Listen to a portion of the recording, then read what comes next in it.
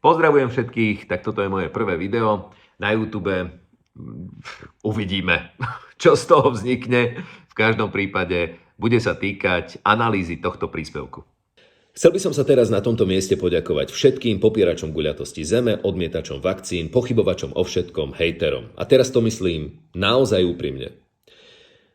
Počas korony ja som prišiel o veľa peňazí, o nervy, o niektorých kamarátov, ale získal som množstvo informácií z chémie, z fyziky, z biológie, zo sociológie, z psychológie a snažím sa ísť vo všetkom tak viac do hĺbky.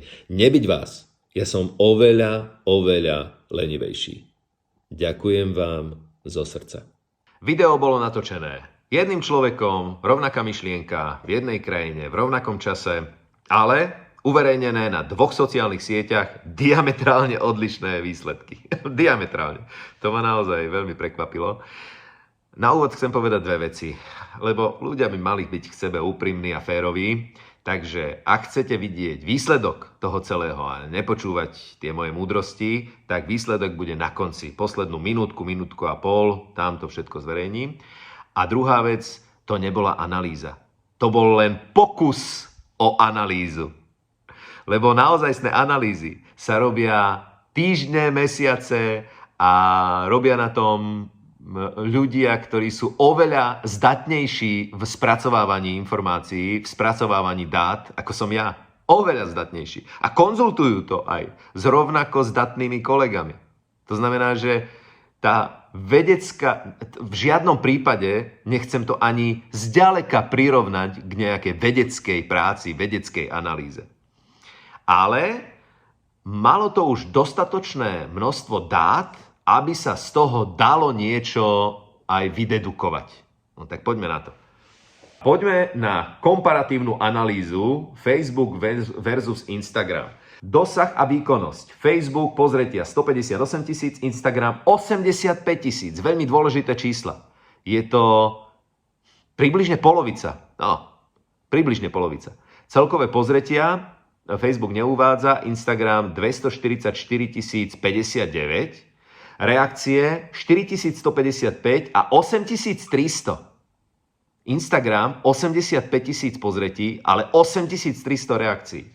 Komentáre 324 Facebook a 492 Instagram.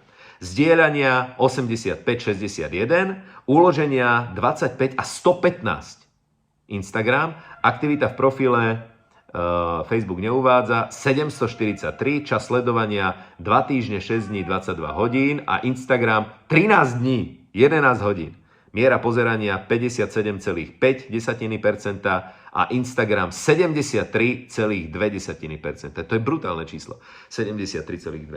Charakter publika. Facebook. Starší, širší záber. Dominujú ľudia 40 až 60+, silná prítomnosť konšpiračnej skupiny, popierači vakcín s vysokým počtom lajkov na negatívnych komentároch. Napríklad Gregor, tá vakcína bola blúd, 57 lajkov, to už som aj hovoril. Diskusie sú dlhšie, ideologickejšie a emocionálne vyostrenejšie. Instagram, mladšie, lojálnejšie fanúšikovské publikum, prevládajú ľudia, ktorí autora aktívne sledujú, autor je oslovovaný priateľsky, komentáre sú kratšie, intimnejšie, antivax hlasy sú aj tu prítomné. Vakcíny, otáznik, si vrah, konšpirácie o remdesivire, ale dosahujú výrazne menej interakcií, utopí ich fanúšikovský tok. Pozitívne reakcie, porovnanie typov. Typ pozitívnej reakcie. Obdiv osoby autora. Silný na Facebooku, dominantný na Instagrame. Osobná identifikácia, aj mňa to stretlo, stredný na Facebooku, veľmi silný na Instagrame. Filozofické duchovné komentáre, prítomné aj na Facebooku, menej prítomné na Instagrame.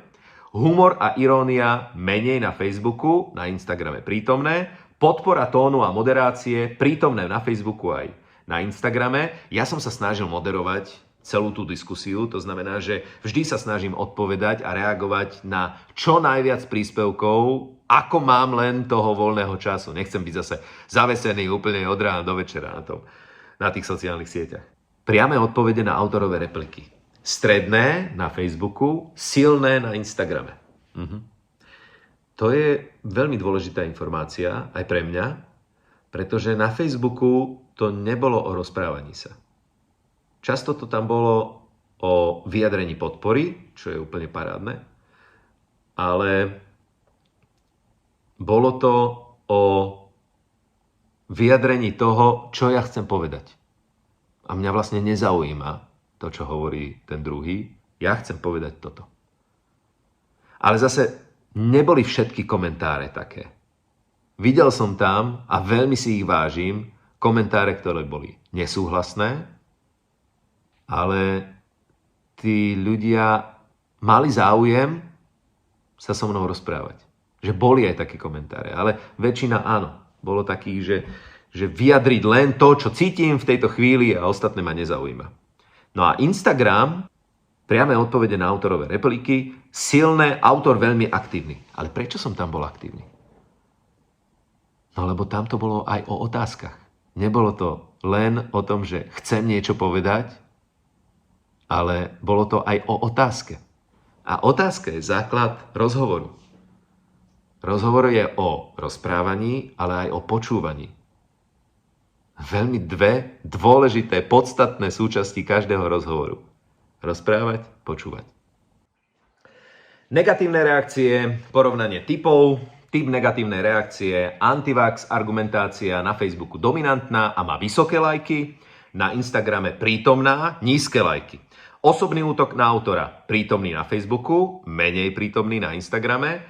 Konšpiračné naratívy, remdesivir, mikroplasty, eurozóna, stredné na Facebooku, prítomné na Instagrame. Plochá zem, trolling, prítomné na Facebooku, neprítomné na Instagrame. Útok na autorovú vierohodnosť, STVR, moderovanie, menej prítomné na Facebooku a prítomné na Instagrame a medzi sebou hádajúci sa komentátori, stredné na Facebooku a veľmi silné na Instagrame. Možno, že na Facebooku, ale som k tomu prispel aj ja, možno, lebo hneď na úvod som tam napísal, aby sa moji kamaráti, známi, sledovatelia medzi sebou nehádali. Nechcem, aby ste si zbytočne ničili zdravie, tak veď pri hádkach sa vyplavuje kortizol, no na čo? Na čo to je?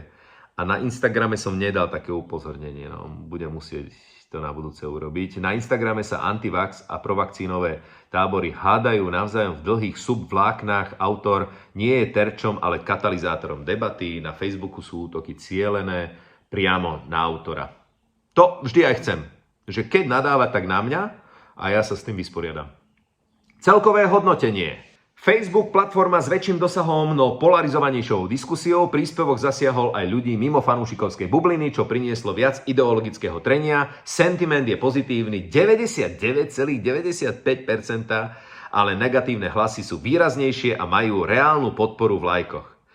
Ja som bol úplne prekvapený z tohto čísla, 99,95, lebo keď som sa pozrel na tie komentáre, tak som si myslel, že je to pol na pol. Že 50% pozitívnych, 50% negatívnych a vidíte, to pozitívne 99,95, ale naozaj tie negatívne hlasy sú také výrazné, že vám sa zdá, že je to približne pol na pol.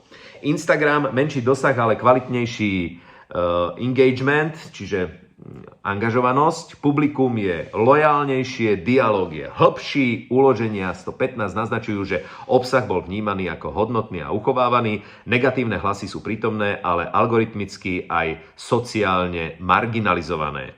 Kľúčový rozdiel, a toto ma úplne šokovalo, na Facebooku príspevok rozdeľoval, na Instagrame spojoval. Rovnaký obsah, iné publikum, iný výsledok.